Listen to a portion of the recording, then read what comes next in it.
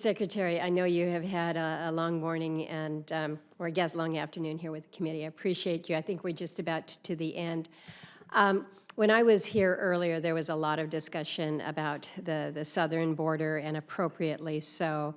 But as you and I have had an opportunity to discuss, Alaska is also a border state, a northern border state with extensive border. And I think when we saw the Chinese spy balloons floating overhead, people around this country were reminded that Alaska is really the first line of defense for our nation up there. We had, in addition to the spy balloons, we also had the 2 Russian nationals come to our shores, to St. Lawrence Island, seeking asylum. It took nearly 2 days for Homeland Security assets to respond.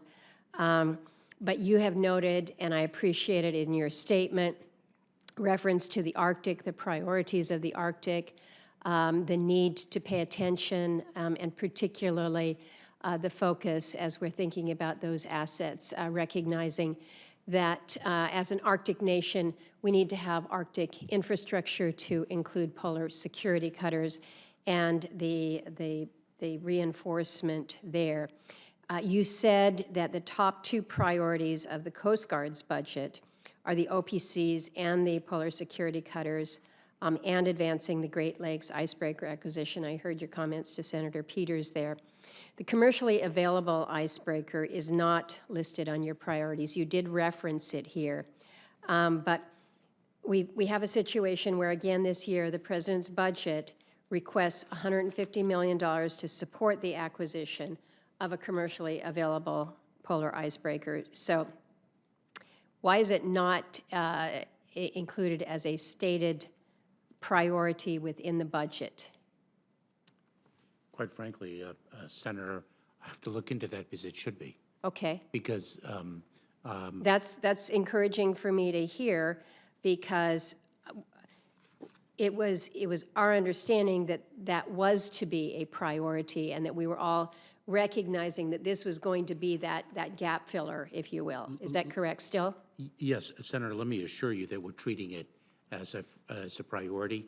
We are woefully under-resourced in the Arctic, especially given adverse nation states' focus on the Arctic. It is an incredibly important region.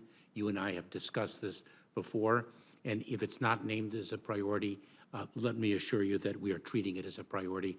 The funding for the commercially available icebreaker is critical for our footprint in the Arctic, and when we get it, we'll still be behind, but we'll be that much better resourced. Well, thank you for reinforcing that it will be a priority. But as we make that commercially available icebreaker a priority, we cannot take our eye off the ball, which is the full complement of our polar security cutters and that line that this committee, that this Congress has authorized. I want to ask about the progress, because I'm really concerned about what we're seeing with the level of progress with polar security cutters. And maybe if you can speak to the level of coordination on DHS budget priorities between your office, the White House, and then subcomponents like the Coast Guard.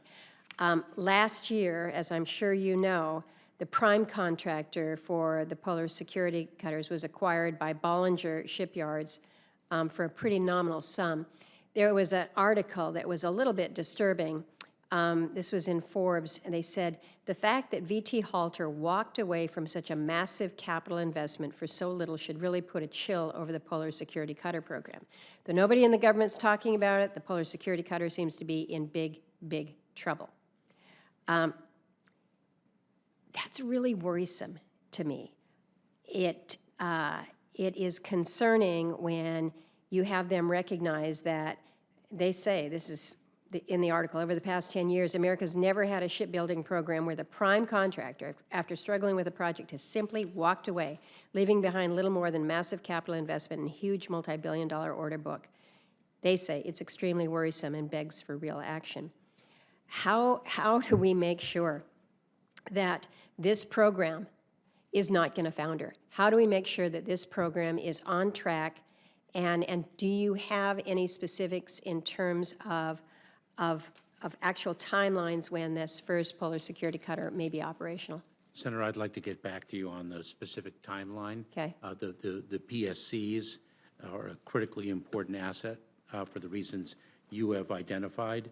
Allow me to get back to you on the schedule, and I also want to, I'm not familiar with the Forbes article specifically, but I want to dig into the situation there. Well, know that we're digging into it. We would appreciate your attention to it as well. As you note, we are lagging, and a commercially available icebreaker is just going to be a gap filler. We are at 1.5 icebreakers, if you call it that. We won't see an Arctic icebreaker until 2 of these polar security cutters are off the line. And in the meantime, as you know, Russia's not sitting still. China's not sitting still. I'm told that India is looking to build an icebreaker. At the rate that we're going here, it's kind of embarrassing to think that a country like India is going to have an icebreaker in the water before we would. So we've got to be moving here. I want to ask very quickly about the overall Coast Guard budget, because as you know, we pay very, very close attention to it up in my state.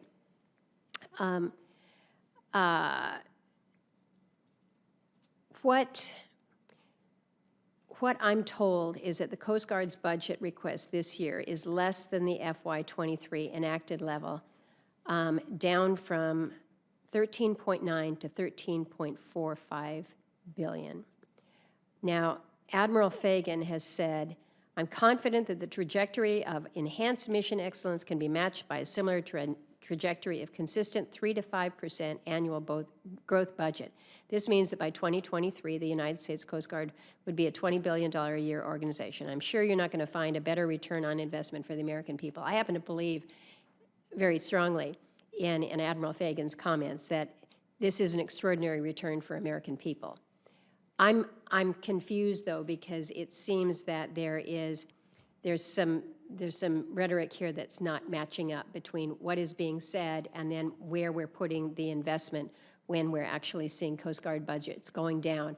And it's not only the push in the Arctic and what we need to be doing up there, but as has been discussed, the Coast Guard's role in drug interdiction and everything that they're doing with high seas, their job is just growing every day. Can you explain the discrepancy here? Senator, I know that we are investing the fiscal year 24 President's budget invests, I believe it's about $1.6 billion in recapitalization of the Coast Guard.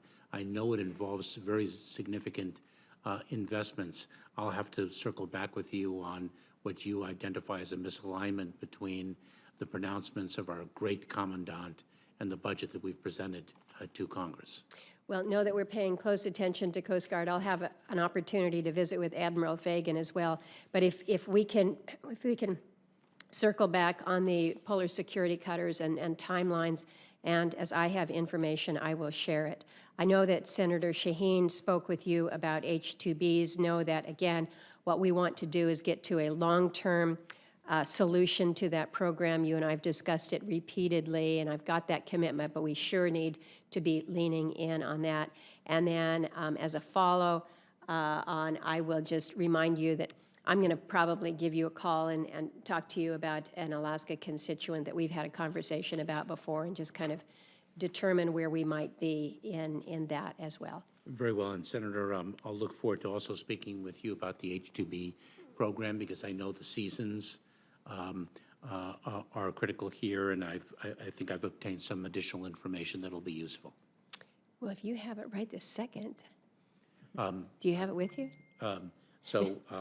I don't mean to encroach on Senator Capito's time. I don't want to misspeak, but I believe that the employment of returning workers may not necessarily count against the allocation, number one. Right. And there are Central American workers.